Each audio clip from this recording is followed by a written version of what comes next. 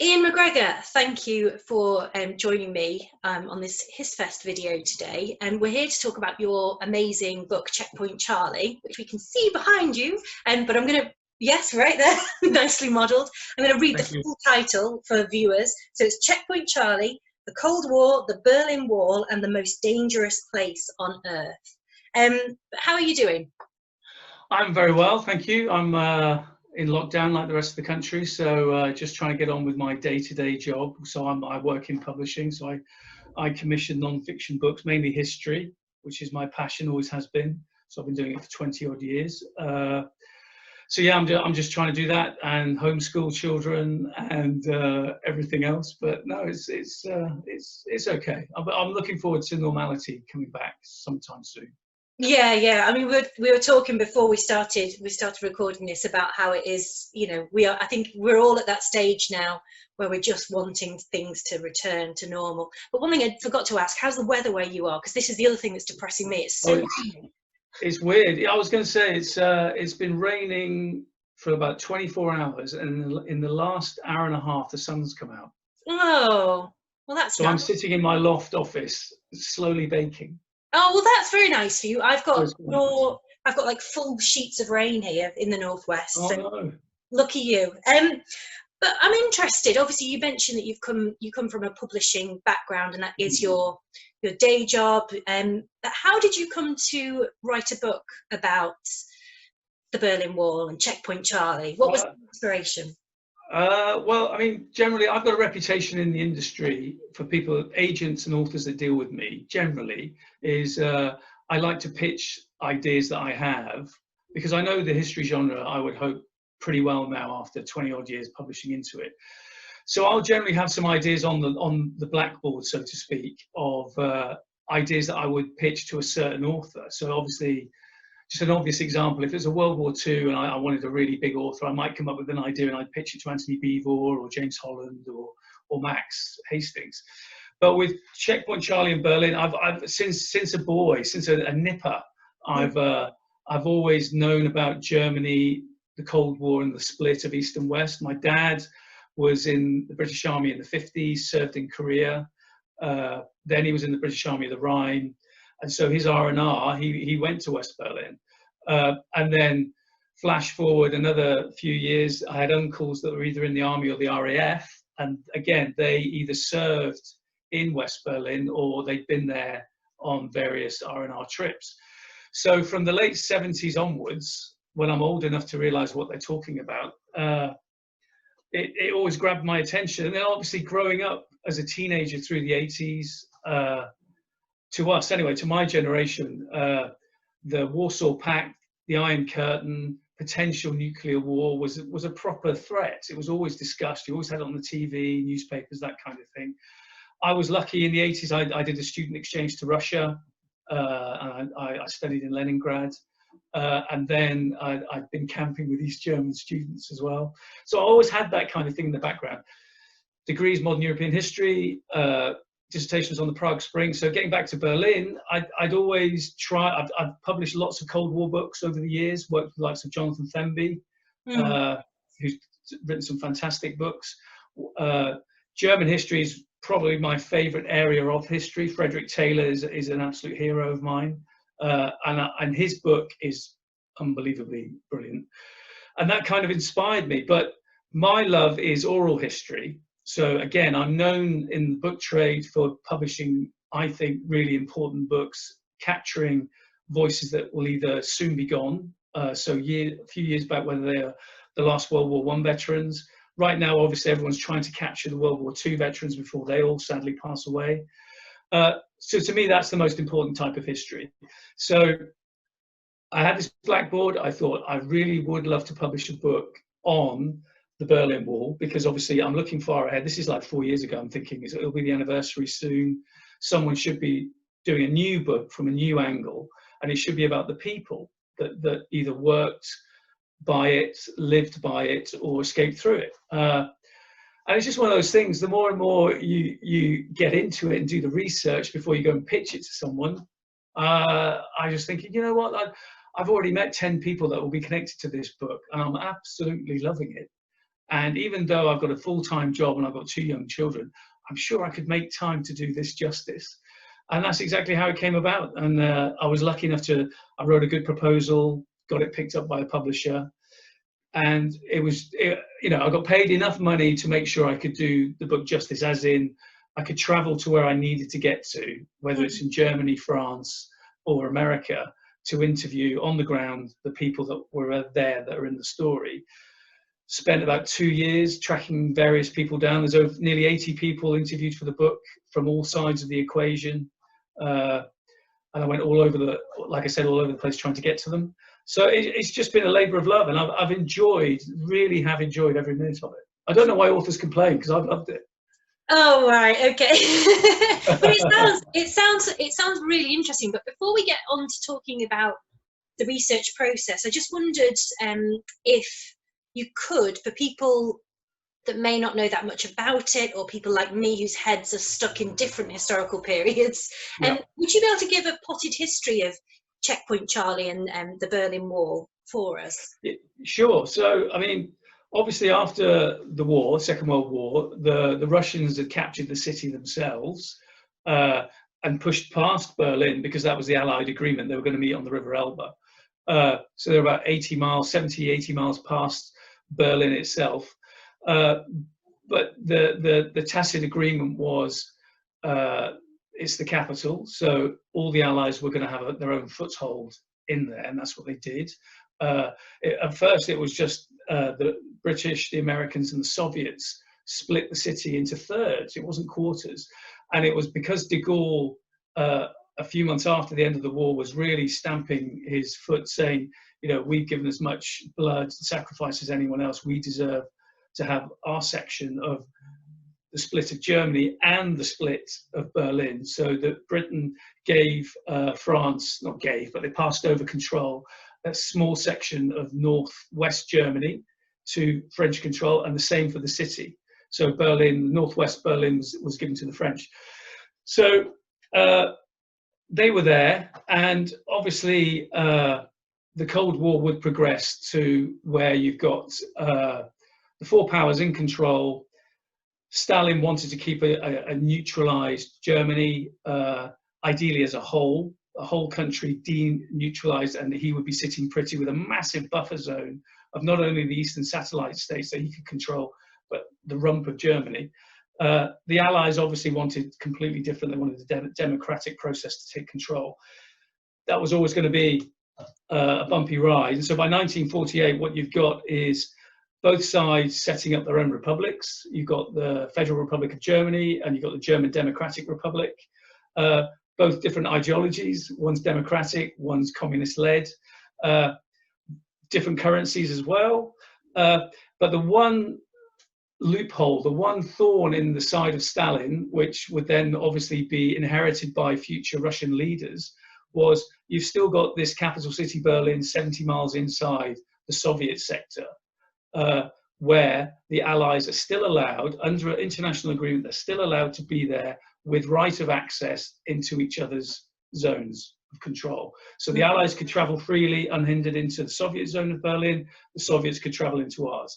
And that would always be the sticking point, the issue of why eventually the East German authorities, the communist authorities that would take control of the country, decided they needed to have some kind of barrier, because ultimately people power over that period from 1940, you could say 47, all the way through to 61, August 61, when the wall went up, the barriers went up originally. You've got people power saying, I don't want to live in East Germany under a communist regime. I want to have the kind of life I can see in the West. And so from a population of, I think it was 18 million people, by 1961, 2.5 million of them had left. They'd literally just up and left. And the way they got out was primarily through the poorest sectors of Berlin.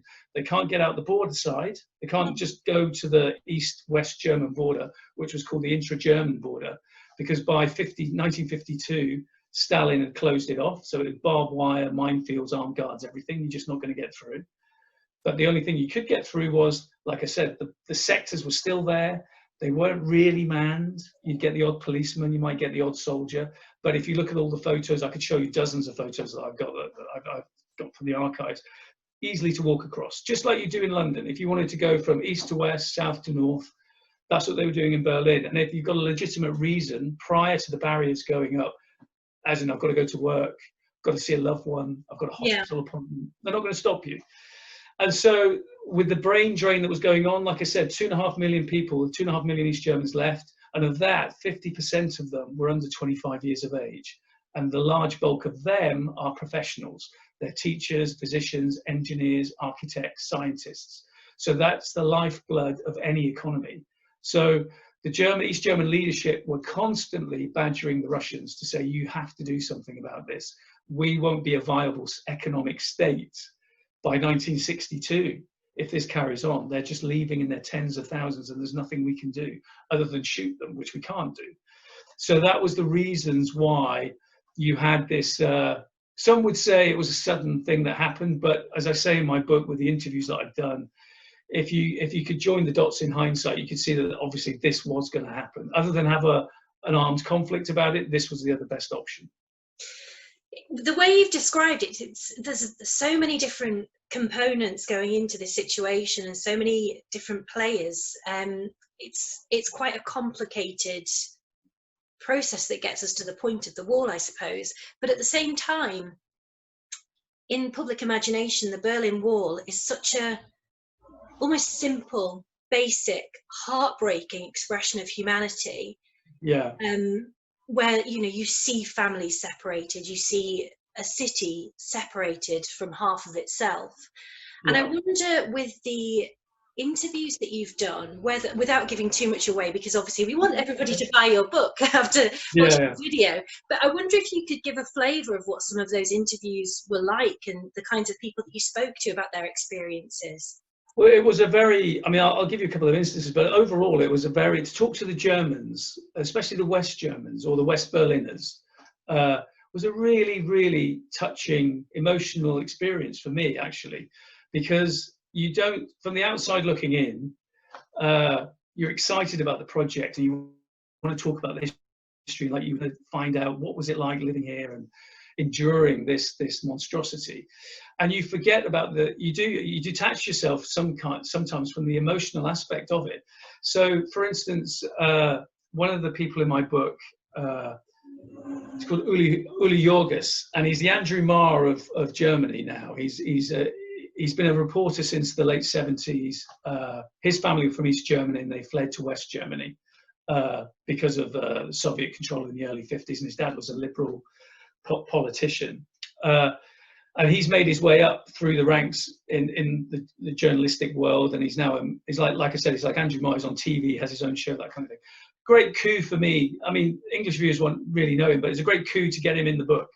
But I'm sitting there with him talking about his family life and his background of the East-West split and then the wall going up and what he did. And he's a larger than life character. He owns the room. And we're sitting in this public cafe, the Einstein Cafe, really famous on Unsterlinden by the Brandenburg Gate. And he's in charge of the conversation, big hearty laugh. I'm having a great time, thinking, I'm writing all this down, thinking this is amazing, amazing anecdotes, amazing life he's led. And we get to the point in the conversation, we've been talking about an hour and a half, and we're talking about the wall coming down, and he was making his way quickly from Hamburg, where he was based with his job, to get to West Berlin to cover the story. Like the rest of the world's media, all rushed there in 24 hours just so they could get there. And he's getting these telegrams as he's packing his bags from his East German family that he hasn't seen for years and years and years, with, you know, very emotional telegrams saying, can't wait to see you, never thought this day would come. And he's saying this with a big smile, and then suddenly it's like I thought he was having a heart attack. He suddenly stopped, went deadly serious, and just burst into tears. Oh gosh! I mean, really burst into tears, and to where people were looking at him, and I was, and I didn't know where to put myself. And then he got control, and he said, "You must understand," because you're dragging up all these memories. I haven't thought about this in a long time. He said, "You just don't realise for us," and he's banging his chest, how big a deal this was. Our country was ripped apart for 40 odd years, And even now, it's painful to talk about it. And that wasn't just him. That was, I could say, easily a dozen Germans that I interviewed. Even at the book launch in London, one of the main characters in the book, a woman called Margit Hosseini, and her father, half her mother's German, her dad was a French diplomat. He was moved to the French sector in Berlin. So from the early 50s all the way through to probably the mid 60s to when she left Berlin, she grew up as a teenager and she witnessed everything. So she's got this, practically an iconic front row seat to major historical events that she remembers crystal clear. So again, it's amazing. And she's in her 80s now, and she lives in Barnes in West London. And again, she came to the book launch and she was in tears. And it was the first time that I'd actually shown her the whole book. I think I'd given it to her the week before. And so she'd read it and she gripped me tightly and hugged me. She goes, I just can't believe you've managed to get all these people to tell our story. And she really emphasized with a hug, our story. And it was just, and my wife was looking on like she was starting to cry. And I was like, well, that's just worth doing everything. If you get a reaction like that, it's fantastic. And like I said, that's just the German side, but there's plenty of American veterans that I met and interviewed that were there at the crunch points in the early 60s, when it was a proper pressure cooker, which explains the subtitle about the most dangerous place on earth. I mean, tanks were going head to head at the checkpoints, armed guards were having face-offs, so that kind of thing. And again, in the political situation that we're in at the moment, and when I was interviewing them in the States, these guys are in their 70s and 80s, and obviously Donald Trump's in power, and he's very much make America great again, and isolationist. And then in Britain, we've got Brexit going on. So to interview British and American veterans that had served in this big international city, at the forefront, really, pressure cooker of the valve where East meets West, and to a man, they're all shaking their heads going, I just cannot understand why we're doing this, why we're pulling away from our commitments on the continent. That's Americans saying that too. And so that was, again, with everything going on, you're feeling a bit downhearted about it all. You're thinking, well, this generation's still here. They can do something about it. So it was just a privilege to talk to some of these people because, again, it's you feel slightly frustrated. You think, why has no one told your story? It's just such an amazing story. Whether you've been a prisoner from the Stasi, so I interviewed 3 or 4 people that had done that, and one of them had endured incredible interrogations, that kind of thing. People escaping in the boots of Allied soldiers' cars going through the checkpoints with their 9-year-old because they're so desperate to get out. It's just, incredible. And how does it feel? I mean, my period is the 17th century, so I'm obviously never going to speak to any of the people I've written about, but how does that, I'm just so interested in how that must feel for you to know that you've given extra life to their story and you've put down their story. Yeah. So, well, no, it's almost, every author wants their book to sell. I mean, I'd be a liar if I said that. But if I'm honest, it was, I never researched, worked on the book for money. I mean, money was the last thing on my mind when I was doing this book. I was so gung-ho and up for the challenge, and no stone was left unturned. And it happened twice where I was trying to track down, because like I said, I've got East Germans and Soviets interviewed for the book too. And I'd be tracking down this one person I needed for the story, and it'd take months to find them. And all of a sudden I get a call the night before saying, can you be on a plane tomorrow? Because he will speak to you tomorrow afternoon in his flat in northeastern Berlin. wow. I was like, yeah. And I was lucky I had a boss who would let me. And I was there. And it was that kind of thing. And it was primarily to make sure that I could get the right voices to tell the right kind of story. I wasn't interested in isn't the West great, isn't the East terrible? Because as you know, with history, it's so much more nuanced. There's never a good or a bad. You've got to study the actual facts and the stats and come to your own conclusions. And it was really interesting in talking to East German soldiers that were getting trained in 1989 in their officer college, miles away from where the real serious business was going on, the wall coming down. They had no idea what was going on, but they were about to get bussed into the city with riot control equipment to put it down, like you saw in Tiananmen Square. And eventually they were stood down, but they could have easily repeated what they did at Tiananmen Square if the East German authorities decided we're either going to make a last stand or the Soviets will come in to our aid if we do this. So again, it was amazing to get their take and then talk to Soviet soldiers who said, you know, the best postings they ever had in their whole career was East Germany. You'd think, why? I think, well, we got, our uniforms were in better condition, we got decent meals, not great, but they were decent, our equipment worked, we had decent sleeping quarters. And it just doesn't occur to you. You just think, well, of course you'd get that. I think, well, no, with these guys, they go to other theatres of occupation and they were treated like, you know, serfs, basically. And that's what you got from the interviews. So I think I'm lucky that in my day job, seeing how professional historians work and do their research and put their books together over the last 20 years has been invaluable to me, because you can't have any better teachers. So even though I've got a history degree, it was really, really good to understand the amount of work and input you'd have to put into a book like this to do it justice, really. Yeah. So I've enjoyed that. Well, I'm just wondering as well, because it's the fall of the Berlin Wall is such an iconic moment in 20th century history, and it's almost that iconic that it's you know, become almost mythological. Crazy moment where people kind of push through and change the way that they've been living. What do you think are the long-term legacies of the Berlin Wall and the story? I mean, I think it's interesting because when you go to Berlin, there's very, very little left of the wall, which I think I can understand why, because it was an abomination. They wanted to get rid of it. But from a historical perspective, 30 years on, it's just, I mean, I've been there lots of times now, and there are certain very small parts of it that they've kept.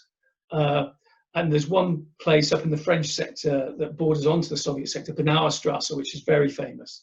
And they've kept a very small segment of it intact, and they've kept almost like a reenactment sector of the Death Strip and a watchtower and that kind of thing. And then there's a museum. But what's more touching is there's a huge monument in the park right next door to it that's got photos of all the people that died trying to cross there. And that's really touching. And you see school children more interested in that than the reenacting section, which I think is really bodes well, you could say. But I think at the time it came down, and for the next 10 or so years, I think Germans would like, the ones I've interviewed anyway, would have liked to have forgotten it ever happened. You talk to some academics in Germany that I've talked to, they see the end of the Second World War as the fall of the wall in '89. That's where they mark the end of the Second World War. Right, okay. Because their countries come together again.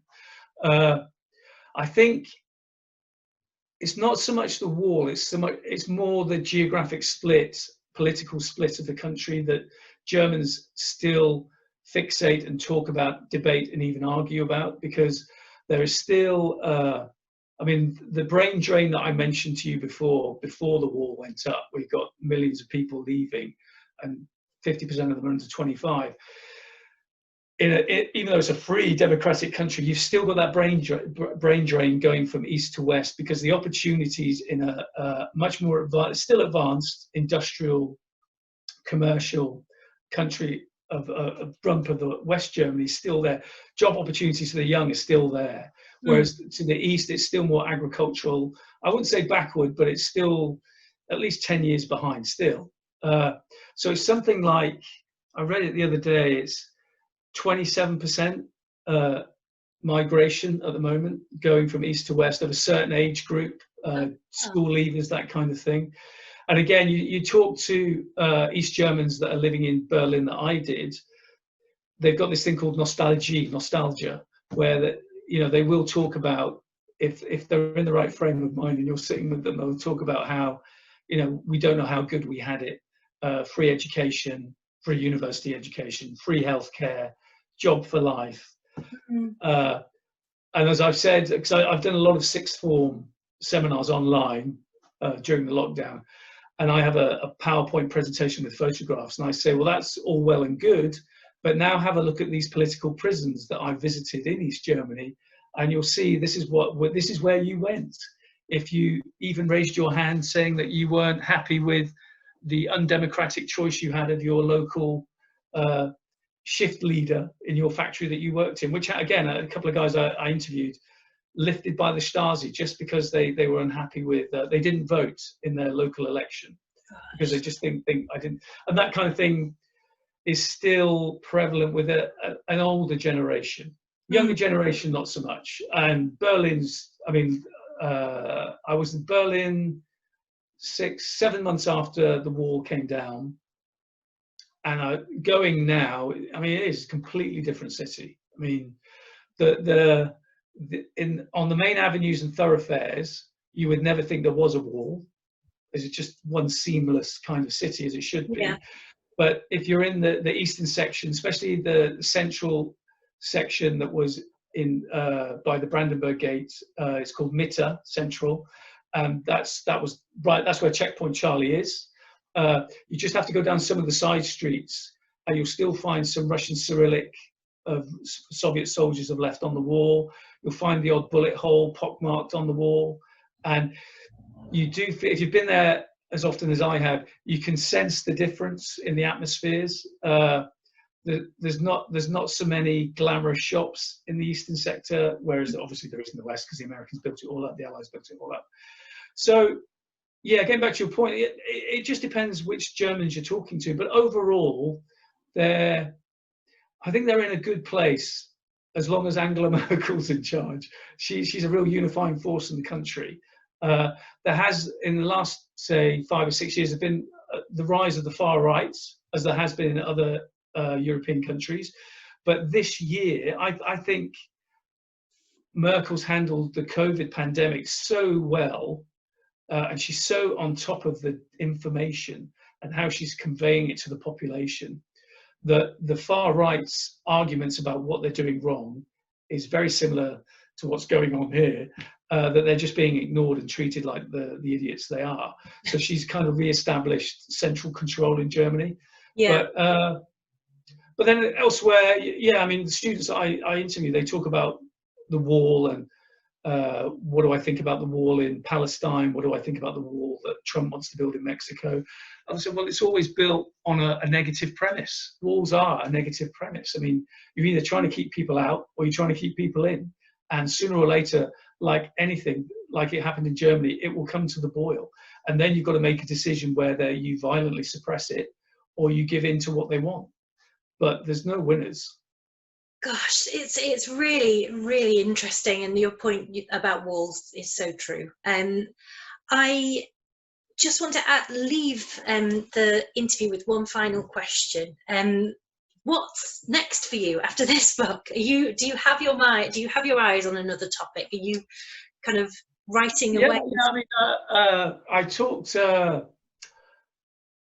Yeah, I mean, I've done a lot of military publishing as well, because it's something that interests me, and the Eastern Front and the Second World War has always interested me. So going on a student exchange to Leningrad in 1981 was incredible, because obviously it's proper Soviet Union. You have to go to their war memorials just to take in the majesty of what they've done to commemorate it, but also just the scale of losses is just. And that always grabbed my imagination. So I've got a new book commissioned, and it's going to be on the Eastern Front, and it's on a seismic event. So I'm doing the research at the moment, and I was supposed to go to Russia in May, but it got cancelled because of COVID. So I'm hoping to do it at the end of the year. Oh, okay. Oh, that's exciting. We'll look out for that. And in the meantime, viewers, please do get your hands on a copy of Checkpoint Charlie, because it's really, really good. Bookshops are open now, but also you can order it online, can't you? But thank you, Iain. Thanks for your time. Thanks for having me.